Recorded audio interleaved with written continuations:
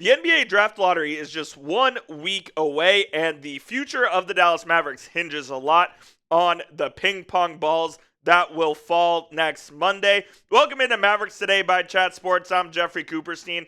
If you want the Mavericks to move up in the lottery, you need to pray, because in the 45-year history of the Mavericks, it has never happened. So I'll ask you this to kick off today's show. Will the Mavericks move up in the lottery? If you think they will and make history, type Y for yes. If you think they won't, go ahead and type N for no. And without further ado, let's hop right in to today's show.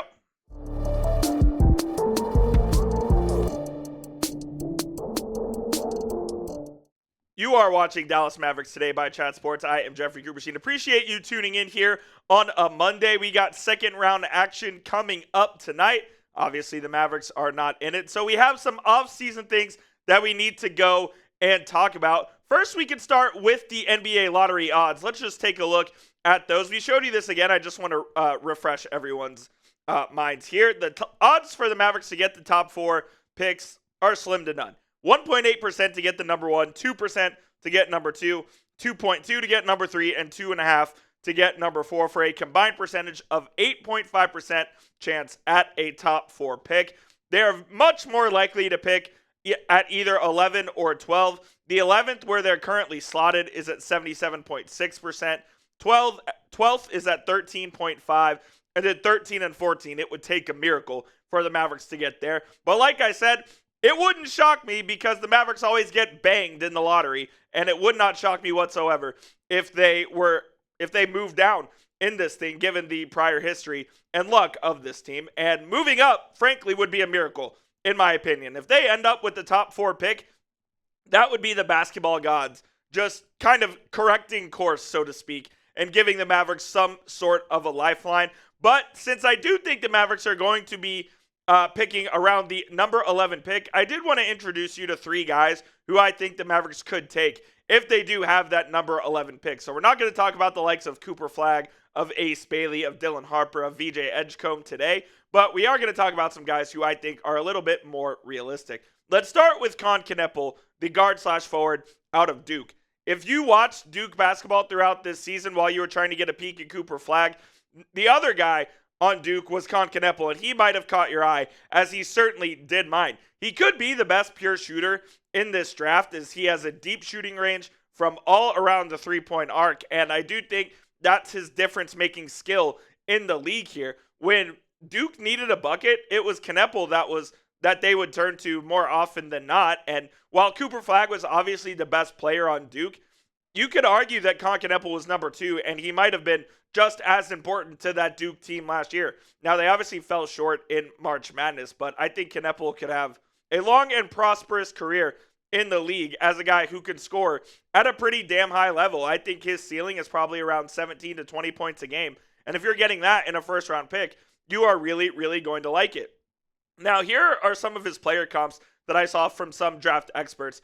One said Cam Johnson, which I don't really see, because Cam Johnson is a much bigger and better defender than Kon Knueppel is. But as far as the offensive game goes and the shooting range, I could see that, although Knueppel's probably a better playmaker than Cam Johnson is. I do like the Bojan Bogdanovic comparison, though, as I think their games are pretty similar, where Bogey is what I like to call a professional scorer of the basketball. He's not going to wow you with his athleticism. He's not going to wow you by jumping out of the gym. But I do think that Kon Knueppel could project to be like a Bojan Bogdanovic and go get you 19 points a game on a team that can produce in the playoffs. So I really think Knueppel, if he were to fall to the Mavericks, would be an excellent option at number 11. Now, I'm not sure that he ends up falling that far. I think he's going to be picked inside the top inside the top 10, but it wouldn't shock me if he was able to fall to 11 and the Mavericks were able to draft him. I think it would be a fantastic pick. We will get to the other 2 guys here in just a few moments, but I do need to tell you guys about our sponsor,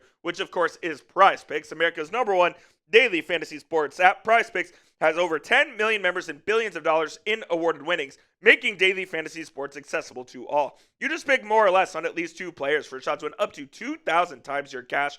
Run your game all season long on PrizePicks. You can also turn your playoff hot takes into tickets to basketball's championship series. Every lineup you make on PrizePicks will enter you in the Takes Two ticket sweepstakes, which could get you and a +1 a VIP trip to the ship. Sign up today, get $50 instantly when you play $5. You don't even need to win to receive that bonus. It is guaranteed. PrizePicks also offers weekly promotions that could lead to big payouts like Taco Tuesday, where each Tuesday, PrizePicks will discount select player projections up to 25% to provide even more value for your lineups. And here are a couple of projections I have for the second round of the playoffs. I'm going to take the more on Jalen Brunson, 27.5 points per game average for the series in the Knicks versus Celtics. I'm also going to take the more on Porzingis at 18.5, and then I'll take the less on Mikal Bridges at 14.4. So you can copy my picks or make picks of your own. Just please make sure you do it with our friends over at PrizePicks. Download the PrizePicks app today and use code CLNS to get that $50 bonus when you play your first $5 lineup. Again, you don't even need to win to receive that bonus. You get it no matter what. Download the app, use code CLNS to get the $50 bonus when you play your first $5 lineup. That link is in the comments in the description of today's show. It is PrizePicks. Run your game.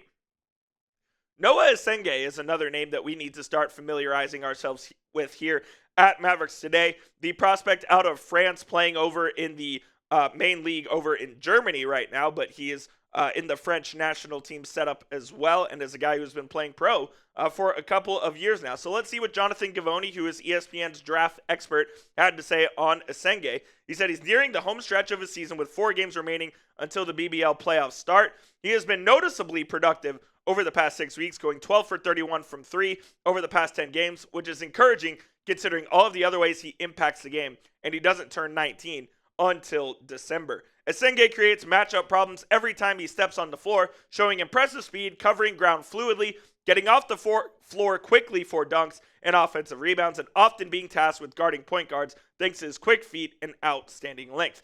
He draws fouls prolifically, finishes effectively around the rim despite his slight frame, and shows a good feel for cutting, leaking out in transition, and finding teammates with intelligent passes. And all of this put together makes me think Essengue is the type of guy that the Mavericks like. His versatility on the defensive end, being able to guard point guards, being a point of attack defender, is something that the Mavericks highly value. And if Essengue can do that at playing the forward, I think that would certainly add to the possibility of the Mavericks drafting him as well. And it sounds like he's starting to shoot the 3 a little bit better, which is something he struggled with there with Ratio Farm. So it wouldn't surprise me if Essengue was the guy that the Mavericks looked at 11. Now, according to some draft boards, 11 might be a bit of a reach for Essenge's range, but if the Mavs are looking for a guy who I think can probably impact right away, Essengue could be someone that they certainly take a look at. And then finally, we need to talk about Derik Queen, the March Madness hero for the Maryland Terrapins. If you remember, he made that crazy turnaround jumper as time expired to give Maryland the buzzer beater victory. And Derik Queen, again, now he's not necessarily at a position of need for the Mavericks, where they have Anthony Davis, Derek Lively, and Daniel Gafford all playing in the 4-5, along with PJ Washington and Najee Marshall. But if you get Derik Queen, who averaged almost 16 points and 9 rebounds, 2 assists, and a block per game in his season at Maryland, I think you could do a lot worse. Now, and he also does, by the way, have great handles for his size. Now, I'm not saying he's going to run like a point forward like Najee Marshall or anything like that, but I do think that he's a guy that you can kind of use in a pick and roll situation. You can use him in dribble handoff situations where he can either fake the handoff and get to the hole, or he can hand it off to the guard and then roll to the basket. So I think he does give you versatility on the offensive end there. He's not going to wow you with his 3-point shooting either, but if the Mavericks are looking for a guy who is bigger with a little bit of size, some athleticism, can handle it from the 4 position, I do think that Derik Queen is someone that they could look at. Like I said, it's probably not the positional need that the Mavericks are looking for. I would imagine they're going for a bit of more of a guard/wing type. But if he's the best player on your board and he's sitting there at number 11, I think you could do a lot worse than Derik Queen out of Maryland. I want you guys now, I've told you about these 3 prospects that we covered. I want you to pick your favorite. If your favorite is Kon Knueppel out of Duke, type 1. If your favorite is Noa Essengue out of France, type 2. And if your favorite is Derik Queen out of Maryland, go ahead and type 3 down in the comment section for me. I'm curious to hear what you guys have to say.